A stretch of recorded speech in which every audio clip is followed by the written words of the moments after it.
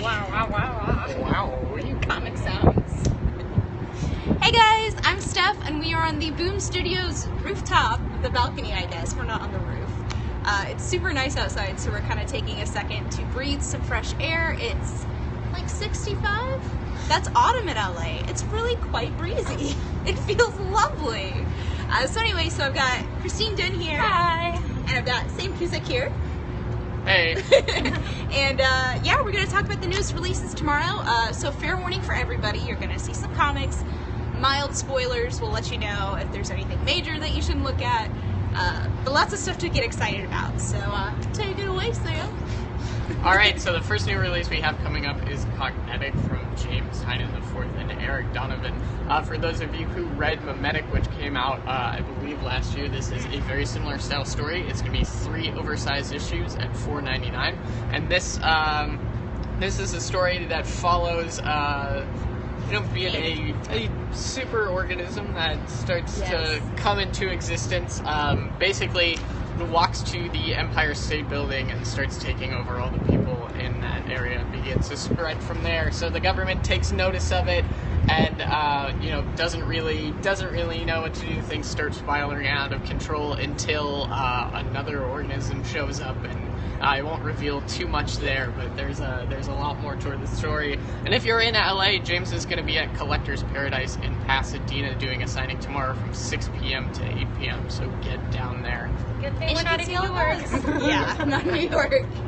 No, Cognetic is super cool. Like, they're both apocalypse stories, but not post-apocalyptic, but like how the world is ending. Yeah. So Memetic the Trade is coming out, and the Sloth. Gosh, I love that Sloth. So if you're not familiar with Memetic, this is a story of a meme that gets posted online and starts the end of the world. People get this very euphoric sense of being, and it kind of spirals out from there, or spirals up.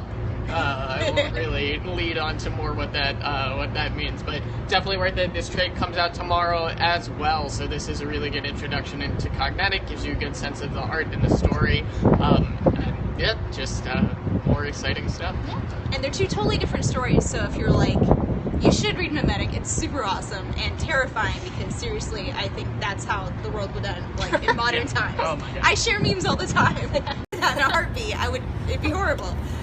But Cognetic is like the spiritual successor, we'll say, where it's another how the world ends story. It's better than those memes when we were like in middle school, where you would pass it and it's a cute image, and all of a sudden when you look really close, like a witch pops out. Oh gosh, I remember those. Those are so scary. Or it'd be like, look here. Yeah, and you're like, where's Waldo? Blah. Oh, terrifying. Oh man, I didn't trust any images for a long time. No, I was like, no more speakers. Oh man. They're like, put your headphones on. No, and then it'd scream. Oh, scary.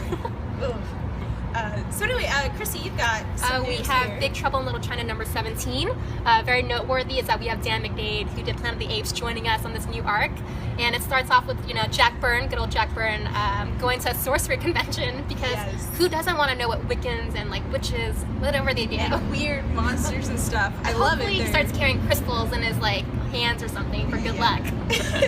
Well, I love it because when you look at the first few pages, like, Dan clearly had a field day with this. He's just, all of these weird creatures are in there. There's a lot of convention jokes, so I think we've all been to comic conventions at some point. A lot of funny things that they bring up that happen. Can't find the scary face. Oh, yeah. Yeah, this guy right here. It's a lot of fun. Like, it's hilarious, and of course Fred Van Lent is still writing it. Yes. It's very exciting. So it's a good point to jump on. It's a brand new story arc, so join good old Jack Burton. I love that. Cool, and then let's see, what else do we want to go into?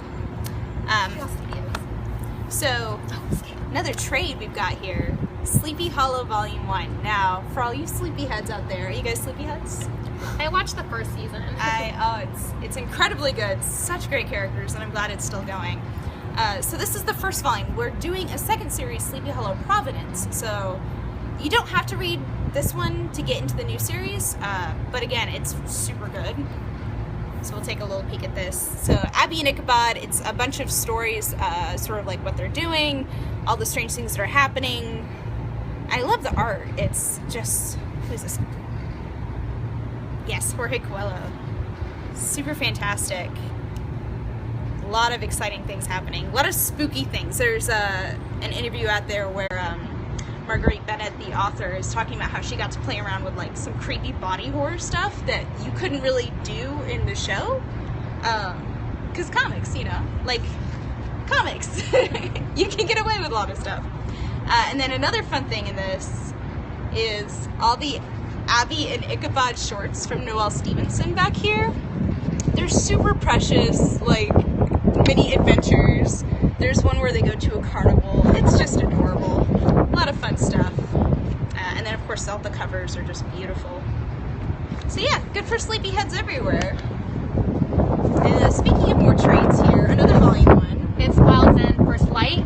If you missed it last year, we launched from Dan Abnett, the creator, who did the special arc of Guardians of the Galaxy that inspired the film, and I.N.G. Kohlberg.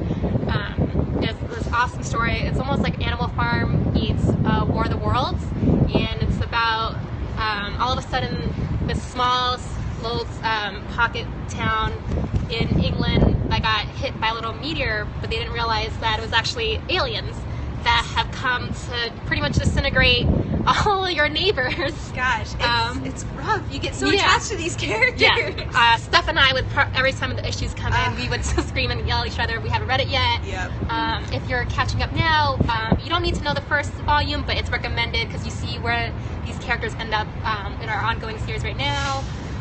From both the same creators, and it's more Invasion of the Body Snatchers. Pretty much all these survivors are now locked in containment.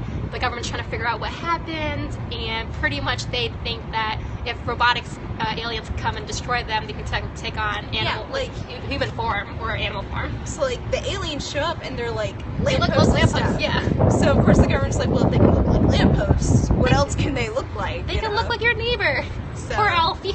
so many fantastic characters. Yeah. Who's your favorite, do you think? Oh, Susan Perry. I love Susan. Is just so sassy. She's also like a science fiction writer. She just, just handles her whiskey and takes no guff about from anybody. Yeah. And I love Clive too. Do you have a favorite?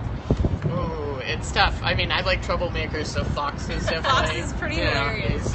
He's kind of the town drunk who initially lets people know about the danger. Yeah, he's the first one. Yeah. So he signals it, but no one pays attention to him. Wacky old Fox telling his stories. He sticks around and kind of proves himself to be. All shenanigans, but just Ian's art is just incredible. Well, and I got attached to the characters so quickly, within that first issue. They don't really talk a lot. Oh, and the dialogue's amazing, but you can just capture everything about the characters just by their body movements and their expressions. It's incredible storytelling. We're kind of fans, we like it. Yeah, here's the lamppost attacking. Yeah, so many good things. And then for Kaboom fans out there, we have two more trades here. So we got Peanuts Volume 6. It's Peanuts. Who doesn't love Peanuts? And who isn't insanely excited for the movie? We just did the 65th anniversary of Peanuts just 2 Fridays ago. Yeah. So, it's awesome how Schultz's legacy just carries on. And it's never going to stop. No. Everyone loves Peanuts. I love Snoopy. And this one's great because it collects the issue where Snoopy goes searching for his long-lost sister, Belle. Super touching story. A lot of fun. And then Adventure Time, of course, Volume 7, getting up there. So this is the one where, now I always mess up this name, but Finn is going against the Nemanoid. Mnemonic memory device, yeah. And it's a really fun arc, because, he keeps forgetting, so the Nemanoid always makes him forget, and then he's, going through time, and he gets to see a little older Finn. It's very fun, and I just love all of our Kaboom books. So check those out. I think that's it for trades. So now, I don't know if you know how much I like Lumberjanes. I don't know. I'm a bit of a fan. So this one's continuing the arc with the Mer women. That's awesome. And April, of course, is trying to patch things up with the band and the friendship and everything. Because friendship is really important to April. Friendship to the max. Yeah, she's the kind of person who wants to fix things. She's a fixer. Sound like she's betting. She likes to fix things. and at this point she might have like bitten off more than she can chew in this situation. So it's a really good arc for April. All the characters are great, but April learns a lot, and she's our favorite. So yeah, Ichigo and Alan, all of them. I love all of them. And then we have Giant Days number 7. If you missed out, Giant Days actually got the ongoing, so we're really excited because, and you guys are excited because you guys love it, which is why we're making an ongoing. This issue, all the freshmen are getting their times for their finals, their examples. And I don't know if you guys, but when I first became a freshman, I was like, oh, I don't have to go to school every day. And one day I showed up, I was like, I should go to econ today. You know, it's been a while. And I showed up to the midterms. Yeah. I was like, well, good thing I showed up today.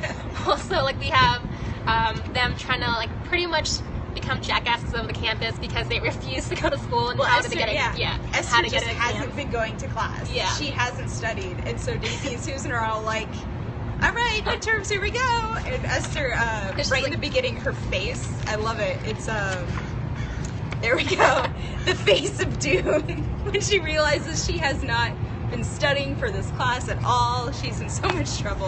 She's pretty much bargaining with every single person who will give them her notes. Notes or help her out. It's super funny. And it's a new artist, too. Max Sarin is on this, and she's phenomenal. Which is funny, because it's, at first I didn't notice. Yeah, you can't really spot the difference. She and Lissa have such similar styles. Fun, exciting styles that it was like, oh yeah, it's Lissa. No, it's not. So I absolutely love it. Yeah. I'm just really happy with the series. I think out of Giant Days, I think Daisy's my favorite. Just because I relate to her a lot. I don't know. I feel like I have like Esther's taste where I just really like lumberjacks. Nice. Guys who look like lumberjacks. Would you say you're a Susan? I guess, yeah. By You go default, with I can Susan. be, stubborn in my romances and whatnot. Nice. All right, let's see. Okay, so Hacktivist. This one, definitely major spoiler warning, because within the first 4 pages something gets given away, and I don't want to ruin it for everybody. So if you really don't want to get spoiled, look away now. Take a second to go away. Anyway, so Hacktivist has been amazing. This is the 2nd series. I would definitely read the first again. I'm a completionist. I read everything. But so the new Save Yourself in the last issue has sent drones after Nate's plane. And the last issue was literally like Nate's calling Ed and being like, dude, you need to help me. And Ed's trying to like hack the hackers. And this drone is firing a missile. And then the plane explodes. And you're like, oh my God, what happens? So we had to wait a while to find out. And I really don't want to give away what happens. But Grace Decker here is, she's very excited because she thinks Nate's gone. But,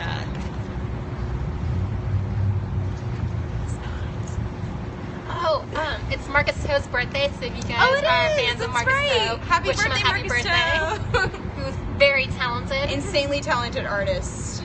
Absolutely love it. He looks really good in a white v-neck. Just saying. Am I wrong? There he is. There he is. Marcus is very stylish. This has been such a great series. Because I loved the first one a lot. And now it's like hackers on the home front kind of deal. Yeah. So very exciting. Definitely check it out. And then Escape from New York. So this one, it's a fun issue because he's facing, Snake Plissken is facing the Duke for the first time since like the movie. So it's a confrontation that's been, it doesn't go so well, obviously, for Snake at least. But then of course Snake's our hero whether he wants to be or not. So things turn around a bit. But it's very fun. I like the fact that they get to confront each other at last. And then last but not least, we got Fiona and Cake Card Wars. I love this series. It's so much fun. So Cake has been cramming for her Card Wars competition this whole time. Look at that serious face. She's serious about this. It's gonna happen. So win it. And yes, so she's taking on all opponents. And look at Prince Gumball's just so cute. What a cutie Oh, I love pie. his little fanny pack. Right? He rocks the fanny pack. It's so much fun. It's just adorable. It's issue 4, so it's ramping up to the big finale. Definitely check it out. Yeah. Lots of things to be excited about. Lots of trades. Lots of fun things happening in the comics. So, yeah, let us know what you're checking out. And we'll see you around. Bye. Bye.